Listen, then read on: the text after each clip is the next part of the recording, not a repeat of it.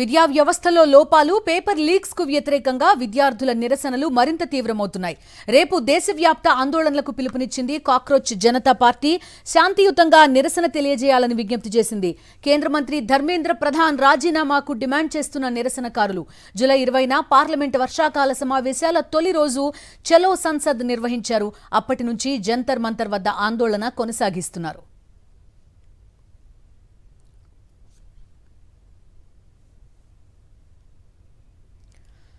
పూర్తి సమాచారం అందిస్తారు మా కరెస్పాండెంట్ వెంకటేష్ ఢిల్లీ నుంచి. వెంకటేష్, చెప్పండి, ఎక్కడా తగ్గే పరిస్థితి కనిపించడం లేదు. స్టూడెంట్స్ అంతా కూడా జంతర్ మంతర్ దగ్గర కన్సిస్టెంట్గా ఈ ఆందోళన అనేది కంటిన్యూ అవుతోంది. రేపు దేశవ్యాప్త ఆందోళన అంటున్నారు. మరోవైపు ప్రభుత్వంతో చర్చలే జరపడానికి సిద్ధంగా లేవంటున్నారు. ఏం జరుగుతోంది ఢిల్లీలో ప్రస్తుతం? కాక్రోచ్ జనతా పార్టీ నిరసన రోజు రోజుకు ఉధృతమవుతున్నాయి. కేవలం ఢిల్లీకే మాత్రమే పరిమితం కాలేదు, ఇప్పుడు ఇతర నగరాల్లో కూడా ఇది వ్యాపిస్తోంది.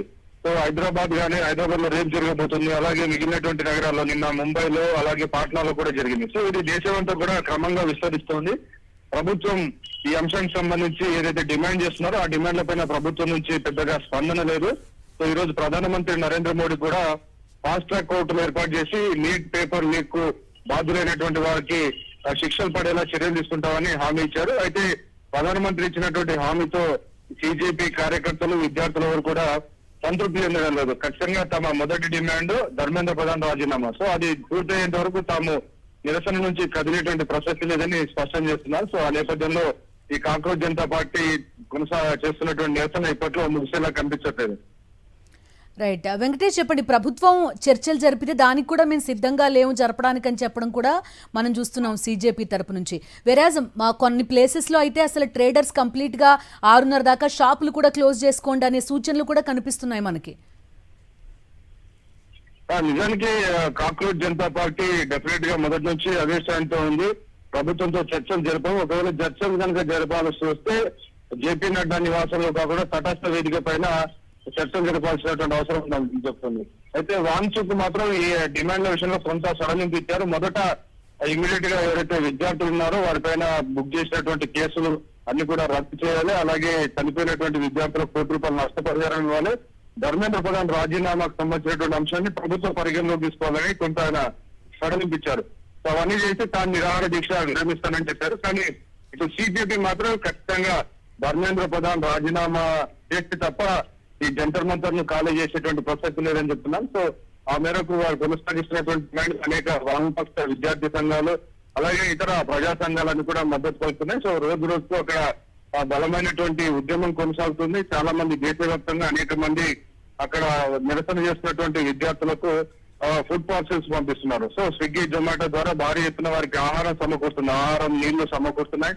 అలాగే ఇటు పంజాబ్ సంబంధించినటువంటి పలు సిక్కు సంఘాలు కూడా లంగర్ వేసి అవసరమైతే సంవత్సరం దాకా ఇక్కడ కూర్చొని తమ డిమాండ్లు నెరవేరేంత వరకు కూడా ఈ లంగర్ కంటిన్యూ చేస్తామని చెప్తున్నారు. సో మొత్తానికి ఈ ఉద్యమాన్ని దీర్ఘకాలికంగా కొనసాగించే దిశగా సిజేపీ ప్లాన్ చేస్తోంది. వెంకటేష్, చెప్పండి, ఆందోళనకారులు లక్షల్లో కనిపిస్తున్నారు ఢిల్లీ వీధుల్లో. ఫస్ట్ ఆఫ్ ఇట్స్ కైండ్ లాగా ఒక నిరసన తెలియజేయడం కూడా చూస్తున్నాం. కొంత ఇంటెలిజెన్స్ కానీ ఇదంతా ఏమన్నా ఫెయిల్ అయిందా అని అనిపిస్తుంది. ఎందుకంటే ఈ స్థాయిలో దేశ నలుమూలల నుంచి ప్రొటెస్టర్స్ వస్తారని ఎక్స్పెక్ట్ చేయలేదా, దానికి తగిన ఏర్పాట్లు చేసుకోలేదా అనేలా పరిస్థితులు కనిపిస్తున్నాయి.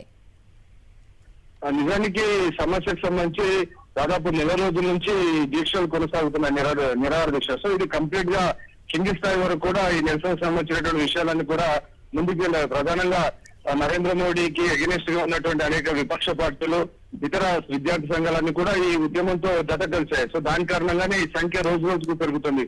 తొలుత కొద్ది మంది ఉన్నారు సిజేపీకి సంబంధించి, కానీ ఆ తర్వాత క్రమంలో ఇది కంటిన్యూగా దీర్ఘకాలంగా కొనసాగేటువంటి అవకాశం ఉంది.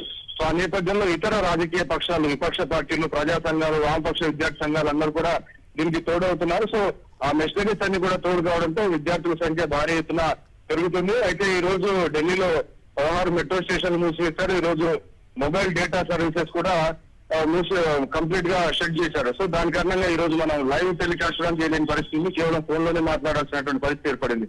సో మొబైల్ డేటా సర్వీసెస్ అన్నిటి కూడా ఈ రోజు ఉదయం నుంచే కంప్లీట్ గా సెంట్రల్ ఢిల్లీలో కట్ చేశారు. సో మొత్తానికి రకరకాల ఆంక్షలు పెట్టి ఇక్కడ ఈ జంతర్ మంతర్ లో కొనసాగుతున్నటువంటి ఈ దీక్షను కొంత కంట్రోల్ చేసేటువంటి ప్రయత్నం పోలీసులు చేస్తున్నారు. అయినప్పటికీ ఆ విద్యార్థులు అనేక రకాల ఇతర మార్గాల ద్వారా అయితే జంతర్ మంతర్ కు చేరుకుంటున్నారు. ఓకే వెంకటేష్, ఇప్పుడు వేఅవుట్ ఏంటి కేంద్ర ప్రభుత్వానికి? ధర్మేంద్ర ప్రధాన్ రాజీనామాకు అవకాశం లేదు, మరి ఎలాంటి ప్రతిపాదనలు చేసే అవకాశం ఉంది? కేవలం ఫాస్ట్ ట్రాక్ కోర్టులు అన్న ఒక్క మాటతోటి ఎవరు సంతృప్తి చెందే పరిస్థితి కనిపించట్లేదు. డెఫినెట్ గా విద్యార్థులకు సంబంధించి చాలా మంది పైన कोई फायदा नहीं है ऐसे चीजों का, ऐसे अनाउंसमेंट का। झांसे है ये सब कुछ, जनता झांसों में ना पड़े।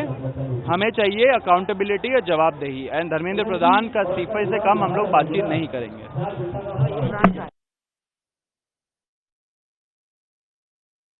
సీజేపీకి సంబంధించిన ప్రతినిధులు చూస్తున్నాం మనం.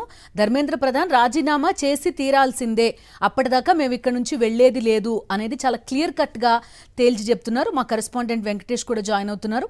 వెంకటేష్ చెప్పండి, ఒక్కసారిగా కొంత ఉధృత రూపు కూడా దాల్చినట్టుగా కనిపిస్తోంది నిరసన. ఇదంతా బ్యారికేడ్లు దాటి వెళ్లిపోవడం, వాహనాలను అడ్డుకోవడం, ఇవన్నీ చూస్తున్నాం ప్రస్తుతం.